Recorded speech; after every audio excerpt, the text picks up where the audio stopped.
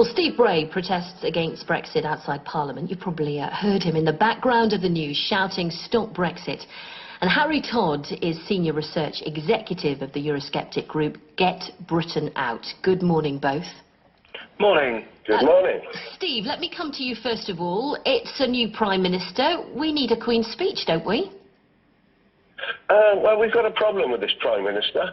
Nobody, the electorate haven't voted for him. He was brought in by his party, 190,000 votes, and even 15, 16-year-olds could vote. Yet, where's the British people in all of this? Why couldn't we vote for our Prime Minister? He's been sacked twice for lying. He's cheated on his wife. He's lied to the party about that. The man is a charlatan. I wouldn't even marry him as a tea boy. He's not fit to be Prime Minister of our nation. The Prime Minister's not here to defend himself, but many people are actually delighted that there's a Prime Minister who's got the guts to get the job done. I mean, you can't blame Boris Johnson entirely for all of this. He's adopted something that has literally gone on for 3 years. Isn't he just trying to get the job done, Steve? No, absolutely not. Look, if Brexit is stopped, it all ends here and now. Brexit is just, to leave the European Union, is just the first hurdle of hundreds. This will go on for decades, negotiations, deals, and to negotiate with other countries, they want something in return, and that's often freedom of movement too. So if we do a trade deal with India, they'll want freedom of movement. If we do a trade deal with Pakistan, same thing. And what is it we actually trade? Well, the world queuing up to buy from us. We're mostly financial services. 80%. And you don't need trade deals for financial services around the world. Harry, we are shooting ourselves in the foot. Harry, this is a deeply divisive issue, and we're hearing that a petition now against the suspension of Parliament has reached 1 million signatures. Do you think that the government should be sitting up and paying attention to that? No, I don't think the government should ignore it by any means, but when you actually look at the figures for suspensions of Parliament for the conference recess, you come to from 2010 to 2018, an average of 26 calendar days being lost over that conference recess. Boris is proposing that at the latest point of suspension, the 12th I believe it is, Parliament will be losing only 32 days, and at the earliest 35 days. So we're not talking about a huge number of days being lost here. It's broadly in line with the average figure that we've been seeing over the last 10 years. But these are unprecedented times, really, aren't they? I mean, isn't there a need for debate at this critical moment? We've had 3.5 years of debate over Brexit. What more is going to be said in these extra few days that hasn't already been said? Both sides are already in their positions.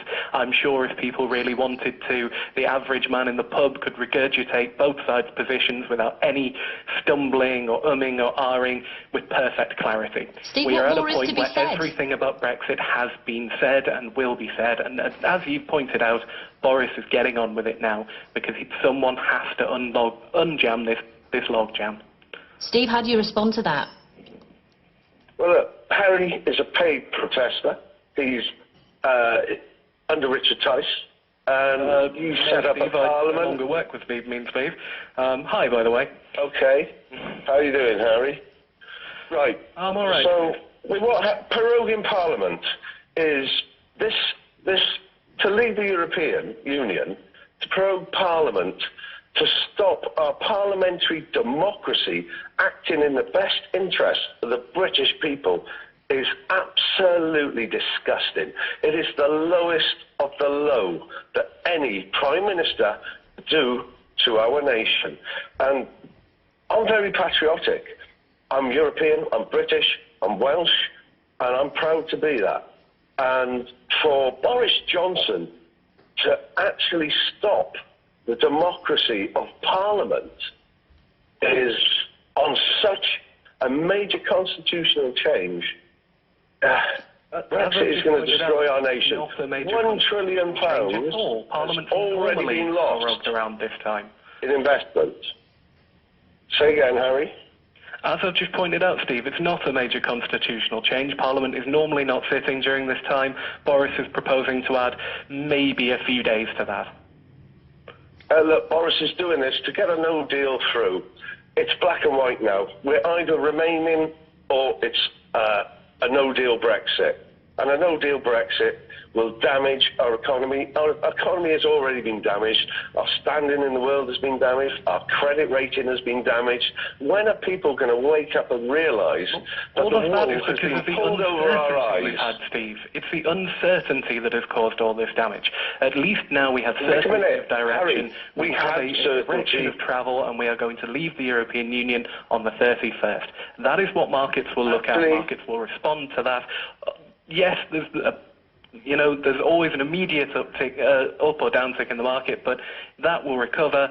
We will see this certainty start giving us rewards because people are tired of this debate. Really? As I pointed out earlier, we've talked about it for 3.5 years. Can I just ask you both finally, both of you, will we leave on the 31st of October? Steve, will we leave?